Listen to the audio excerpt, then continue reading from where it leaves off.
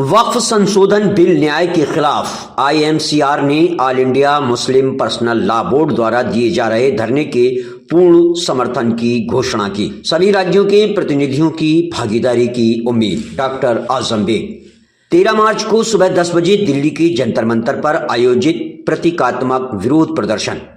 धरना में देश की सभी शांति प्रिय, न्याय प्रिय, लोकतंत्र प्रिय और संविधान प्रिय संगठनों के जिम्मेदार प्रतिनिधियों और धर्मनिरपेक्ष राजनीतिक दलों के नेताओं के शामिल होने की उम्मीद है। यह विरोध प्रदर्शन all India Muslim personal law board के नेतृत्व में आयोजित किया जा रहा है, जो देश के सभी मुस्लिम संगठनों की एक प्रमुख और प्रतिनिधि संस्था है।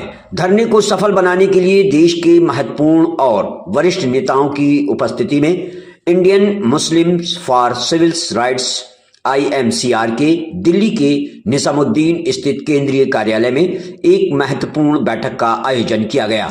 इस बैठक में भाग लेने वाले प्रमुख हस्तियों में शामिल थे सलमान खुर्शीद, पूर्व कानून मंत्री और इंडिया इस्लामिक कल्चरल सेंटर के अध्यक्ष, मुहिबुल्ला नदवी संसद सदस्य और जेपीसी सदस्य, अजीज पाशा पूर्व संसद सदस्य और सीपीआई के महासचिव, मोहम्मद अदीब आईएमसीआर के अध्यक्ष और पूर्व संसद सदस्य, मौलाना उबैदुल्ला आजमी पूर्व संसद सदस्य और all India Muslim personal law board के उपाध्यक्ष, कुंवर दानिश अली पूर्व संसद सदस्य, न्यायमूर्ति इकबाल पटना हाई कोर्ट के सेवानिवृत्त मुख्य न्यायाधीश, सैयदा हमीद आईएमसीआर ट्रस्टी और पूर्व योजना आयोग की सदस्य, फुजैल अयूबी और मंसूर खान सुप्रीम कोर्ट के वरिष्ठ अधिवक्ता, मोहम्मद नदीम प्रसिद्ध सामाजिक कार्यकर्ता, सफूरा जरगर सामाजिक कार्यकर्ता, डॉक्टर इदरीस कुरैशी मजलिसे मशावरत दिल्ली के अध्यक्ष,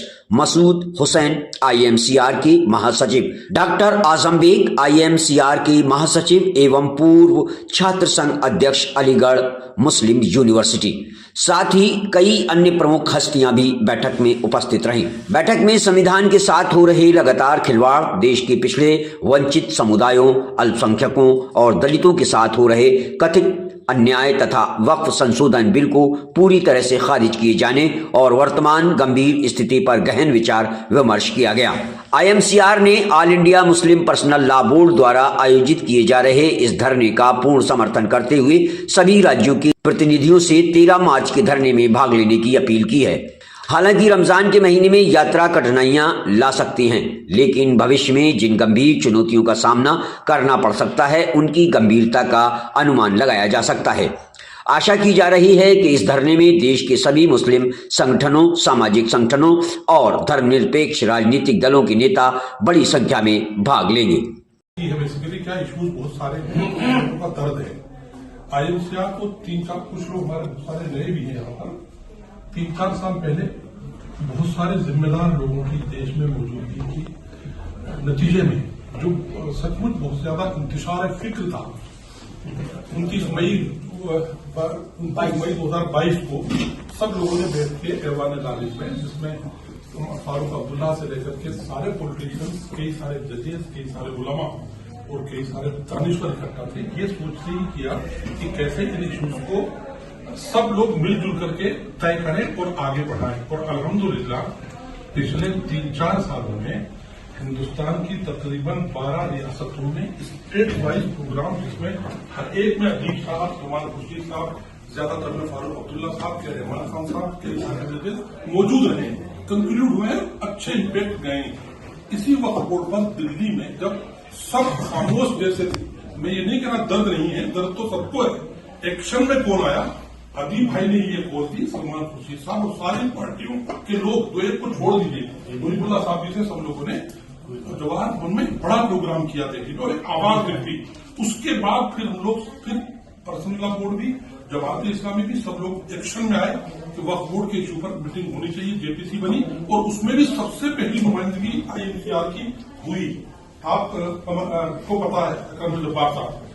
अब हम लोग उसकी तरफ न जाकर एक इशू अदीब भाई ने पेश किया इस मीटिंग के स्टार्ट में कि क्या हम लोग इस बारे में कोई एक धरना, एहतिजाजी धरना दे सकते हैं जंतर मंतर पर। देखिए ऐसा है, मैं बहुत सफाई से अर्ज कर रहा हूं, ये बात बिल्कुल सही है अदीब भाई। मौलाना अब्दुल्ला आजमी साहब अभी कह करके गए हैं और हम लोग और अदीब भाई हैदराबाद में एक बड़ा प्रोग्राम पर्सनल लॉ बोर्ड के साथ मिलकर इसी इशू पर कर चुके हैं और सब लोग थे अल्हम्दुलिल्लाह। कई सारी गलतफहमियां लोगों में होती है, वो सब दूर की और साथ आए। अभी सब लोग हम साथ हैं। इश्यूज हमारे तकरीबन यकसा हैं। दर्द सफोरा जैसा जज्बाती भी हो सकता है और बहुत खामोशी जैसा अब्दुल्ला आजमी साहब का भी हो सकता है, हिकमत के साथ भरा हुआ, और बहुत मोतदिल हमारे मुहिबुल्लाह नदवी जैसा भी हो सकता है।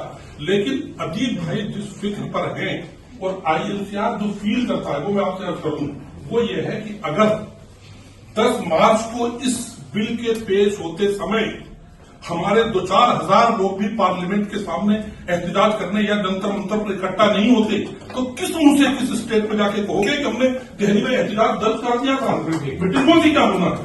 तो ये बात अदीब भाई हम लोग उसूली तौर पर तय कर लें। आज मेरा मशवरा है आपसे कि हम लोग पर्सनल लॉ बोर्ड, क्योंकि हमारी पेरेंटल बॉडी है, जमात इस्लामी और ये सब लोग तो कर ही रहे, बहुत बड़ा काम कर रहे हैं, लेकिन उनके अपने अपने पार्टीज की मामला उसूली जमातें हैं, वो अपने इश्यूज पर बहुत मुतदिल तरीके से काम करती हैं। हम पर्सनल लॉ बोर्ड हमारी पेरेंटल बॉडी है। आइए सर आप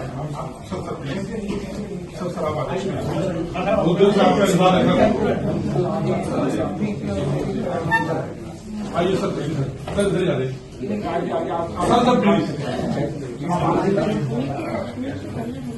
तुम्हें तो सबसे पहले बदलू में मौजूद होना था।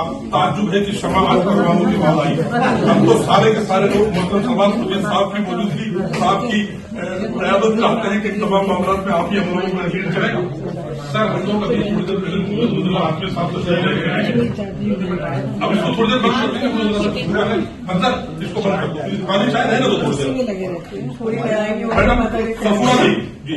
तो हम लोग अब इसको कंक्लूड करते हुए इस तरफ चल रहे हैं। मोहतरम अब्दुल्ला आजमी साहब अपना मशवरा देके बहुत इंपोर्टेंट तशरीफ ले जा चुके हैं और मोहतरम सलमान खुर्शीद साहब जो हम लोगों के सर्वे रहनुमा है हर तरह से, वो भी तशरीफ ला चुके हैं।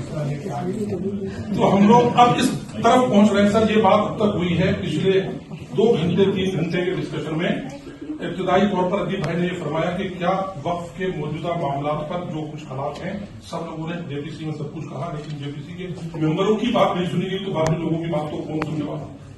तो इश्यूज वक्त के नहीं बल्कि मुस्लिम को अपने तशद्दुद को खत्म करके हालात को प्रोवाइड करने के, इन तमाम चीजों की मौजूदगी में हम ये चाहते हैं कि INCR अपनी तरफ से ये तजवीज पास करके पर्सनल लॉ बोर्ड को दे कि भाई कोई न कोई एहतिजाजी